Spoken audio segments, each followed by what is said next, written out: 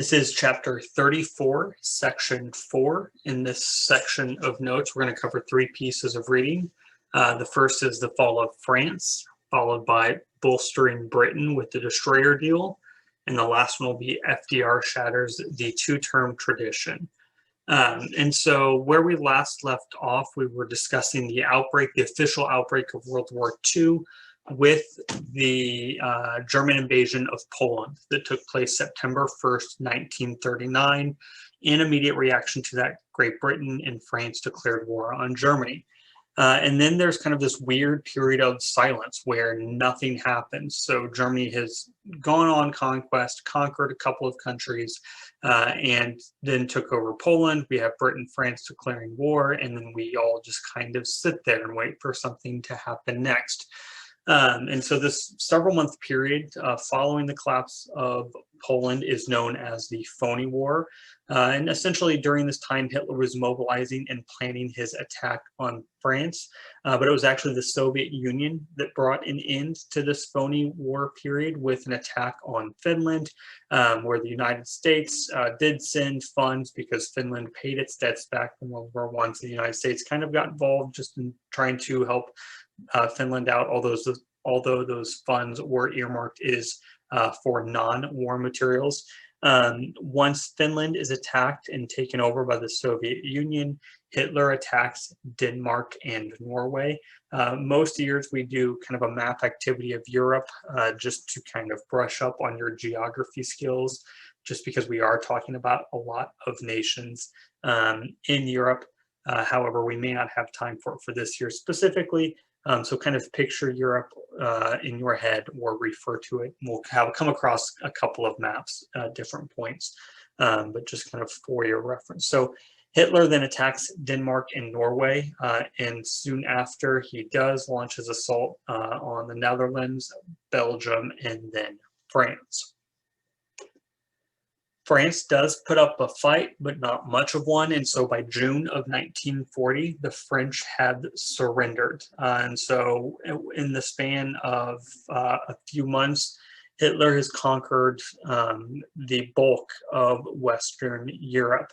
There is one silver lining, and that is the successful evacuation at the beaches of Dunkirk. And so in northern France, there were troops that had been fleeing the Nazi troops, and they were able to make it to the beaches of Dunkirk, which was across the channel, the English Channel from England. And so they launched kind of a large-scale rescue effort where essentially anything that can float, whether it is a vessel for war, a fisherman's boat, anything that floats is being used to transport troops from the beaches in France back to England. And this actually was depicted in the film titled Dunkirk just a couple of years ago. So you might have some familiarity with this topic from that.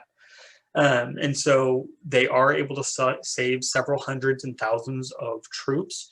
And this is obviously not good that France has fallen, but this is a good thing that these troops were able to be saved. This also kind of announces the arrival of Britain's new Prime Minister, Winston Churchill, on the scene.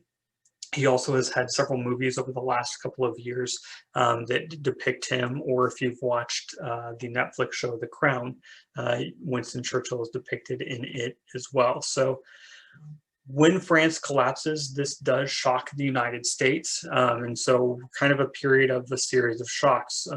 We talked about last time on August 23rd, 1939, the Soviet Union and Germany signed the Nazi-Soviet Non-Aggression Pact. That was shocking to the world. And when France collapses, that's also shocking to the United States, because that means basically Great Britain is what stands between the US having to fight Hitler by themselves, with Hitler having control and the resources of Europe. So they're afraid, the US was afraid that Great Britain would be next. And that is the next battle that takes place, the Battle of Britain. And so as the threat looms that the United States might have to get involved, FDR and Congress do finally go into action. FDR calls for a buildup of the military, and so our Air Force and Navy are a large focus of this. If you're fighting an overseas war, that makes sense. And $37 billion is allocated by Congress for this war effort. That's more than the total cost of World War I, according to your textbooks, and 5 times the cost of any New Deal budget that was used to help attempt to pull the United States out of the economic depression. So along with this, in September of 1940, so a year after Germany has invaded Poland, Congress passes a conscription law, which essentially allocates 2 million men to be drafted into military service. 1.2 million of those would be active duty, 800,000 would be reserves, and that's going to be an ongoing thing for the next several years. And so this is the first time the United States has ever held a peacetime draft. I do think it's important and worth mentioning at this point, September 1940, the United States is not actively involved in the war. We have not officially declared war on anyone. In terms of the Western Hemisphere and kind of keeping to the idea that this is history of the Americas, the Havana Conference was held in 1940, and in large part this was because Germany had conquered a lot of colonial empires, and so the question was, what happens then to those satellite portions of their empires? And essentially the Havana Conference was the United States and Latin America joining, basically stating that they were going to uphold the Monroe Doctrine. And so Europe was going to stay out of Western Hemisphere affairs. The difference here is that it's not just going to be the United States upholding the Monroe Doctrine, but also 20 Latin American countries. Kind of leaving off on where we were a previous slide, France falls in August of 1940. Hitler, unsurprisingly, launches air attacks against Great Britain. And again, geography comes into play here because Britain is an island, so Hitler just can't march troops into Great Britain. So his plan is to attack from the air and devastate them, and then send ground troops across the English Channel into Britain. So Hitler launches these air attacks against Great Britain, and this battle for Britain lasts for months, and they will not relent. They will not give in. This is in large part because of the leadership of Winston Churchill, but essentially the British Royal Air Force doesn't give in. They continue to fight above the skies of Great Britain, and this leads Hitler to postpone his invasion indefinitely. So Hitler kind of throws his hands up and says, we'll come back to Great Britain. This fighting, these attacks on the cities are broadcast from Great Britain to the American public by radio, and this causes the American public to have a great deal of sympathy for the plight of the British, which plays a role in the United States stepping up on behalf of the British, the public specifically in the United States. But you do have isolationists, and you're going to do an activity this week where we'll look at some isolationist ideals. So one of those groups is the Committee to Defund America that should be America by aiding the Allies, and this is a group who actually wants to intervene in the conflict, but yet their propaganda is produced in a way in which it appeals to both interventionists and isolationists. So to the interventionists, they say we should support Great Britain. Specifically, we should aid those allies because that is us getting involved. To the isolationists, the message was, if we don't want to be actively involved in this war, we need to help our allies. So again, it was kind of, it depended on what perspective you were coming from, with what message you saw from the Committee to Defend America by aiding the allies. The America First Committee was an isolationist group, and they believed the United States should focus their efforts on defending the United States. So kind of creating a fortress here in the US. Charles Lindbergh, who is pictured there in the bottom right, was a big advocate of the America First Committee. Obviously, Charles Lindbergh had become famous for being the first pilot to fly across the Atlantic.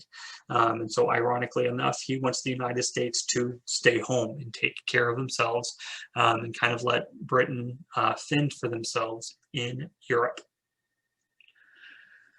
So despite the United States' still officially neutral stance on September 2nd of 1940, FDR agrees to give Great Britain 50 warships from World War I. In exchange, the British are going to give the United States 8 defense bases that the United States will have control of for 99 years. I don't actually know if this agreement is still in place or not, because we would obviously still be within that 99-year window. But again, this is the United States stepping up their involvement while still officially in name being neutral. The final section was over the election of 1940, and this is a prime example of when we talk about history, we often focus on specific events, and it's important to understand that those events do not happen in a vacuum. Other world events are taking place at the same time, and the present day might be a good example of that. We have a global pandemic taking place, but we also have a contested election taking place, and inauguration soon to take place. And so it's just those, history happens together all at once. It's just what are we focusing on at a given time. So at the same time that World War II is ravaging Europe, there's an election taking place in the United States. And so the Republican nominee becomes Wendell L. Willkie who has a business background, doesn't have a political background, and essentially he runs on the platform of condemning FDR's dictatorship, because at this point FDR has already been president for 2 full terms, and he also critiques FDR's the expenses of FDR's New Deal programs. He actively campaigns, goes cross-country tours, giving speeches. The Democratic nominee for the 3rd time is going to be FDR. This is the first time and only time that a presidential candidate attempted to serve beyond 2 terms. And it's eventually the result, what eventually results after all of this is the passing of the 22nd Amendment, which limited a candidate to 2 terms. I need to check that amendment number because that does not sound right to me.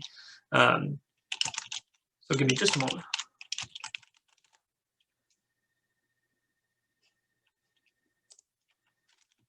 I was correct, 22nd Amendment. I questioned myself and I should not have. And so essentially, FDR shatters the 2-term traditions, and he is willing to do this because he believed his experience is needed to lead the U.S. through troubled times, and FDR wins is ultimately the result of this election of 1940, although the results are fairly close, and we see that here. The electoral vote, not even close. But in terms of the popular vote, relatively close. And so you can see the counts there. And then if you look at the electoral map, you can see where Willkie and the Republicans had support compared to the Democrat of FDR. That is it for Chapter 34, Section 4 notes.